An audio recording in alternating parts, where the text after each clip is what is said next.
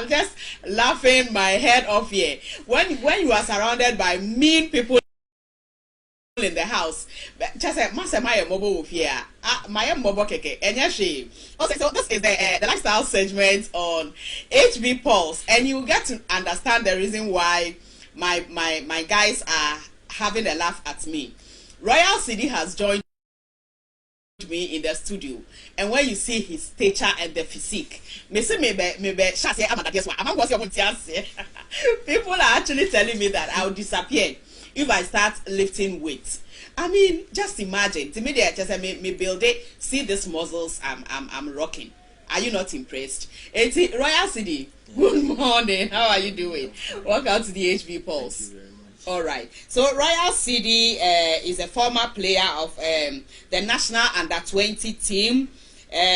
He's played for a number of football clubs across the world. I will allow him today. We are going to have a one-on-one discussion with him. He will take us through the journey of his life as a footballer and what he's currently being up to at the moment. Enti, how did you decide to become a footballer? Okay. Being a footballer, okay, let me greet your viewers. And if you can speak up a little. Okay, good morning to you all viewers. Growing up, I wanted to be either a journalist, okay, or a footballer. Really? Yeah, because I'm someone who loves to express myself a lot. I had passion for journalism, same way I had the passion for football. Wow. But where I grew up among talents. You know, sometimes we have to skip school, go and play soccer. So the passion for football became higher than the passion for the journalism. So I started playing under 12. In fact, I created my own team, and I was a top striker for my own team. How old were you? I think 10 years old. Really? Yeah, so we merged both clubs, and then I went to meet one of our elder brothers to be the coach. So we started, we were winning matches, and then Alaji Abu Sondoko came to our team and then turned it into Kindoko Babies under 12. So my first year under 12, I became the joint top scorer. Yes, I scored 26 goals. The top scorer scored 26 goals. But later I heard he was giving extra 2 goals, so he won the goal king, 28 goals. Okay. Yeah, one guy at Dakuma called Kano. Yeah.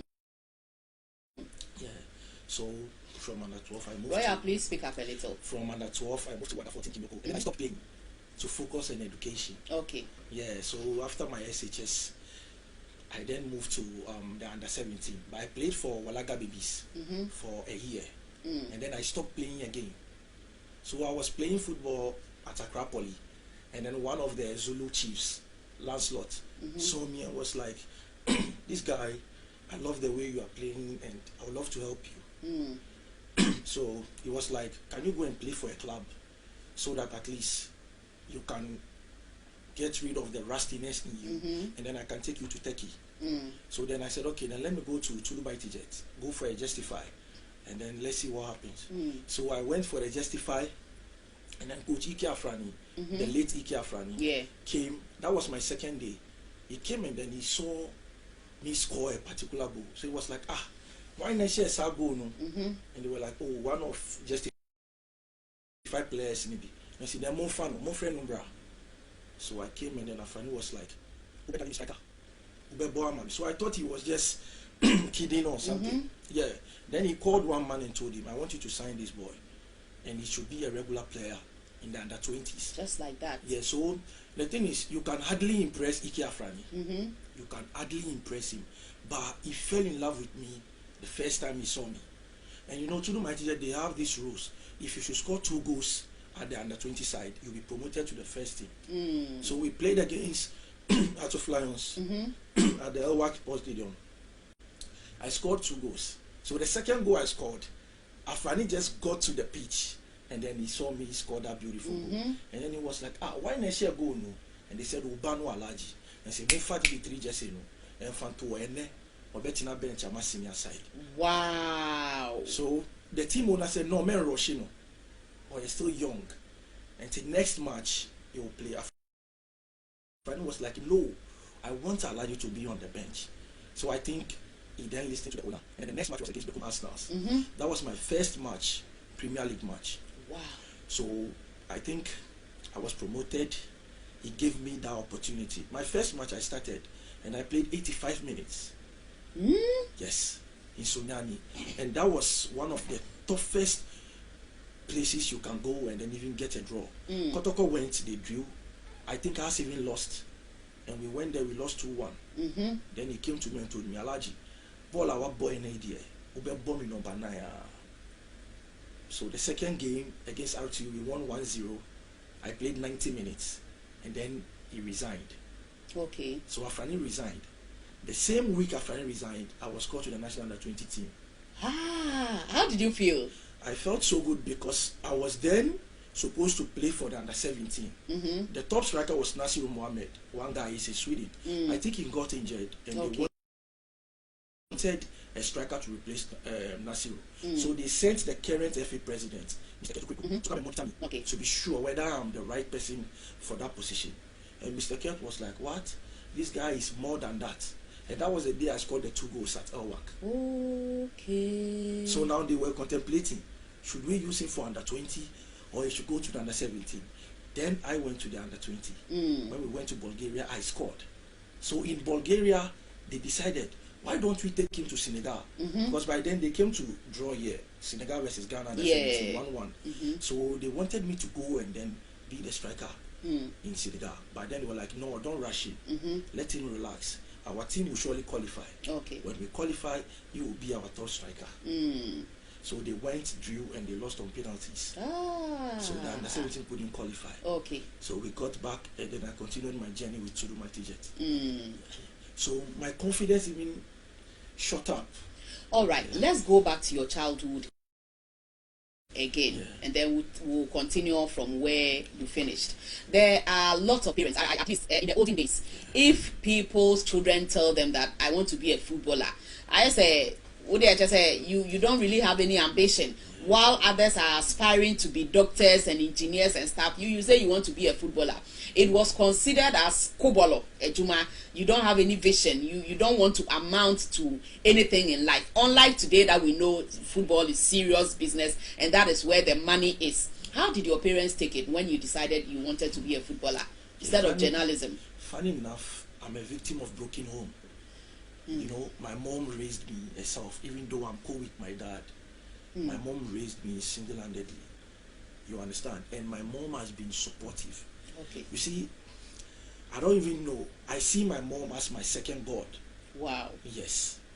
That anytime I have to talk about my mom, I always want to take a bow for her. Because she has done a marvelous job. I grew up with bad boys. I could have easily be a bad boy. But I wanted to be grateful to my mother. So I did not want to be greedy.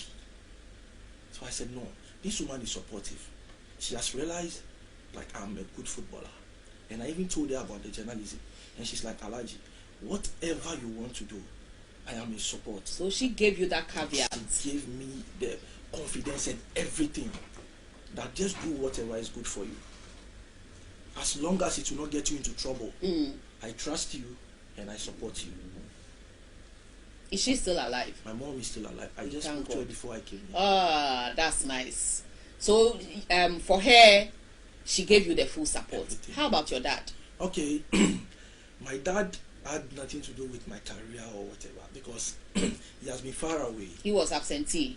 Yes. You know, I grew up, even though once in a while I meet him, but I grew up among a very beautiful family. Okay. We have this, I would say, extended but close knit. Yes. I grew up, you know, my uncles were there for us. So I always saw my uncles as my real fathers. So I did not even miss that father feeling. Okay. Because my uncles were doing that for me. But once in a while I'll go and visit my dad. Once in a while. Yeah, so we don't have that particular bond. Okay. Yeah, so he saw me playing to do my Jet. I think the first time he realized I was playing professionally was when the House of Folk fans, someone told the House of Folk fans that, oh, like, Papa Legimoni will go away. Like I said, his son scored the goal. That's his son who scored the goal. Yeah, so they went to meet my dad and they told my dad, we want your son to come and play for House of Folk. Kindly talk to him for us. He did not know how to approach me because that relationship was not there. Thank you. But what he rather did was he was buying the graphic. And reading about you. The moment he sees me in the graphic, he'll buy it and then keep it. Wow. And he'll be telling people, be nowhere. Yeah, this is, and I'm his only male child. This is beautiful. Yeah. And okay, I'm the only child of my mother too. Okay, so between the two of them, they had only you. Yeah. So now, how is the relationship between you and your dad? Oh yeah, it is beautiful. Yeah, it is. Even though I don't always go and see him, but whenever I have time, I go to see him. Yeah. Okay, let's go back to when you finally ended up again with To Do Mighty Jets. Yeah. From there, what happened? So from there, I went to the under-20. I got more experience and exposure, and then I think my second year I scored a couple of goals. Then I had, the offers coming. Even this current FA president, Keto Kriku, nearly took me to Kotoko. Yeah, Asofo wanted to sign me on 2 occasions. That was when Coach Dankan was around. We had the discussion and everything. I got offers especially from Egypt. One club I always remember is Smiley of Egypt. They came like 4 times. All right, so our viewers can see some of his prowess on our screen. In fact, me share me dribble kakra with them. I nearly called Efu and Zeal to come and look at my dribbling skills. I me share I was very happy. You can see how this man, he's gifted. It is showing on your screen. And I know, Akusia, one of these days I'll show you my dribbling. You see that a free. So please, don't look at me like that. All right. Royal, let's continue. Yeah. So the offers started coming, especially from Ismaili. Yeah. But my club, To Do Mighty Jet, wanted me to go and play for a team in Portugal, Benfica. Okay. And that was trials. The reason why I disagreed with that offer was the Benfica move was a trial. Okay. But I went to Abuja. One agent came to Ghana. He came to pick the 2 best players from the 16 clubs. And I was picked together with Nuru Sule. Okay. So we went to Abuja to go and play. It's like a justify your agents came from all over the world to come and watch us. So I think on the last day, I was chosen together with Malika Kowa and Didier Kore. So we were supposed to go to Poland to sign a straight contract. Okay. And this is the exciting part. I was supposed to be the actual player, and then Malik and then Didier Kore were surplus. So if I don't go to Poland, Malik and Didier will not be able to go. But they want to see Sidi. Okay. Before they will see the surplus. But To Do Mighty Jet refused to let me go. Why did they refuse? Yeah, that is the question I'm still asking myself. Is it because they didn't want to lose you here, or maybe the offer wasn't good enough? Okay. Judging from what Coach Duncan told me on the last day of transfer window, it was like, in Ghana, it was like, To Do Mighty Jet be needable for us. And they were really, like, we went to relegation. So I was like, so To Do Mighty Jet want me to play in the Division 1 when I have this exposure and I have to move forward. For what reason? What if I get injured?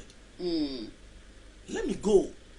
So we had some little issues, but we are one family. So were you able to resolve it? Oh yeah, we did. So what happened afterwards? So we resolved it after I went to Portugal and got back. We had little issues. Okay. So when I got back, I became a free player. Oh, okay. Yes, but because I wanted to be grateful to them, I allowed them to sell me to Liberty Professionals. Okay. And even this Liberty Professionals deal, the current FA president, Keto Kriku, played 90% role. Wow. Yes. For him, he loved me from the first day. Yes, he saw me. So he was one of the people who were appreciating me from far. Okay. Until the Liberty deal came, and then he came forward and was like, I can let him go to Liberty if only the offer would be okay for To Do Mighty Jet. They wanted me to go to Interlice, but I refused. I said I wanted Liberty because I had this soft spot for Liberty. Oh, okay. So I went to Liberty, and even my first day at their training ground, some of the players were like, and then when no share our stadium, no. I scored them 1-0. Yeah. So the coach called me and was like, Alaji, some of the players are saying nice things about you. I think you'll be a great addition to my team. But you also have to be very prayerful, because I've heard some certain stories about you, and I think you are a victim of football spirituality. Do you believe in it? I am a very spiritual person. So you believe there's juju and spirituality, yes, and issues? Because I've been a serious victim. What happened? Someone went and did you juju? For football spirituality, a lot. I don't even know where to start, but I'll make it short. The night I was supposed to move to Portugal for the trials, I was going to see my dad. You know, I had someone who wanted to me so that you pray for me. He will bless you, yeah. I went there, met my dad, told him everything. When I was walking, you know, my dad stays at Newtown. Okay. I was walking from my dad's place, Akotes, to Newtown Total. Around 1 a.m., a dog jumped from nowhere. Why did you decide to go that late in the night? Okay. I was staying at Alajo, Rakodown. So I usually go there all the time. It is nothing new. Okay. You understand? And a dog from nowhere? From nowhere, the dog jumped on me. So I turned and then I ran away. I got somewhere and then I fell down. So that's where I got this mark and certain marks. So the dog did not bite me. The dog went round. And then I saw a little boy. He went round you? He was going around me like 3 times. And then I saw a little boy from somewhere. The boy came out and then the boy shouted and the dogs ran away. So I realized that a little boy about 5 years. 1 a.m. Yes. So I was like, boy, if the dogs are scared of you, then come and then like escort me to the roadside. So we were about to leave, and then one old man also came from somewhere and was like, hey, I don't know you from anywhere, so I can't allow you to go with the boy. I'll follow you guys. So the old man and the young boy took me to the roadside. So when I got to the roadside, I thanked them and then I picked the taxi and went to my base, Alajo.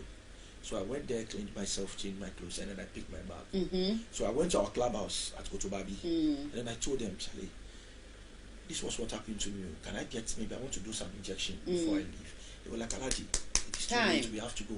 And my check-in was 2 a.m. So we went. Even when we were going to the airport, we got missing. From Kotobabi to Kotoka. Airport. I can walk from Kotobabi to Kotoka. So when we got to the airport, you know, there was this road that they blocked it. I was like, yo, I'm going to push this thing so that this car will pass here. And then we'll get to the airport. So I opened up the block road. The car passed me to the airport. Because there I was feeling so cold. Even when I got to Portugal, I was chased by a police dog. When I got to, that was the day I cried like a little baby. So I called my mom, and apparently my mom was also crying. She fell down.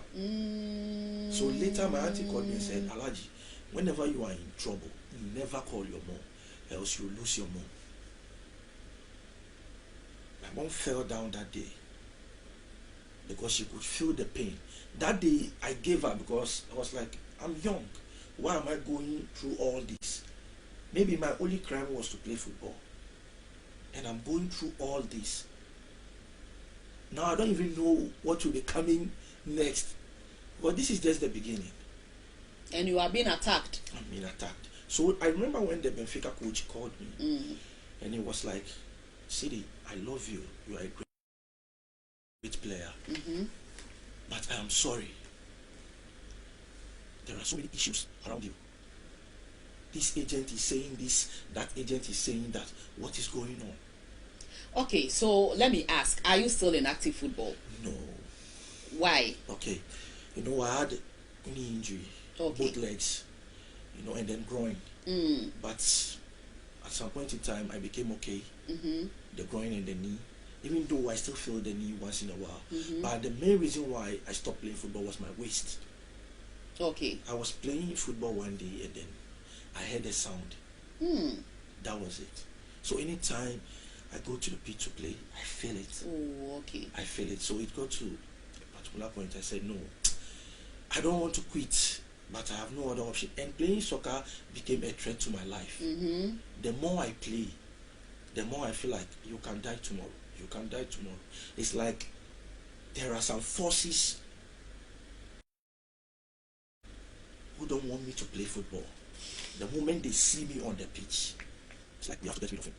So I said, okay, let me just sacrifice this football. So do you think life. it was coming from your fellow colleagues who felt you were outshining them, or people from outside, maybe family, something, who were not interested in seeing you shine? What do you think the problem was? One thing about me is wherever I go, I outshine everyone. That is how God created me. Okay.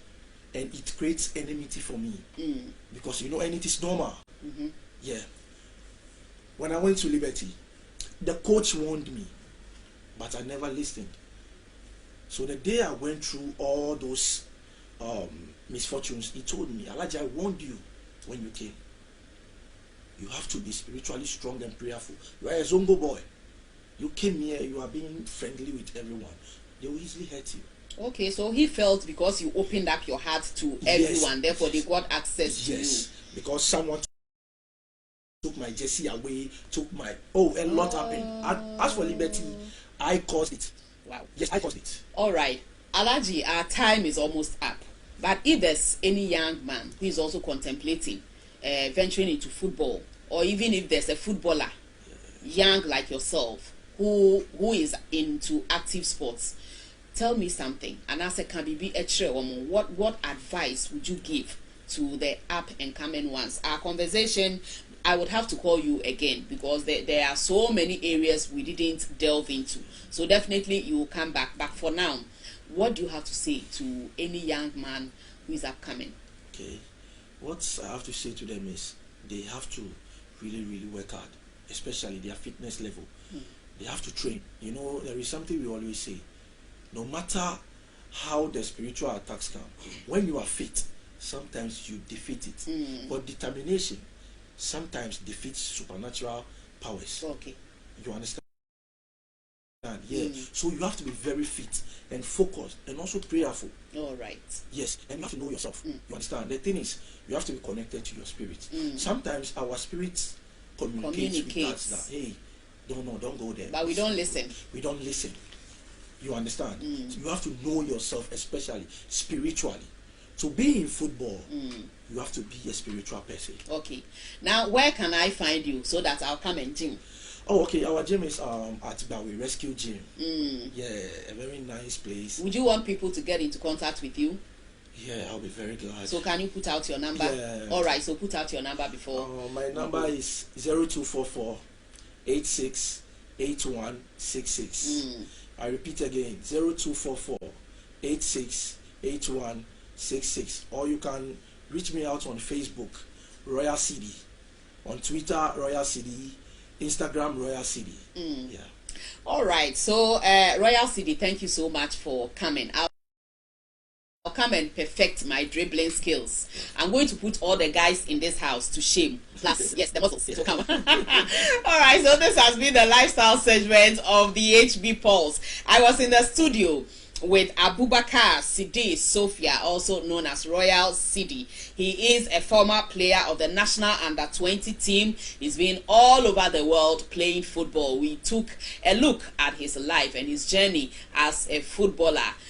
Some very deep and insightful wisdom words he's given to us. So if you are a young person who is up and coming, be disciplined, be fit, and get in touch with your spirituality. Without God, you can't do anything. This is the HB Pulse on Homebase TV. I am Victoria Beko Danso. We are going on a short break. When we come back, the lifestyle segment is next. But don't forget, one of these days, I'm going to show you my dribbling skills.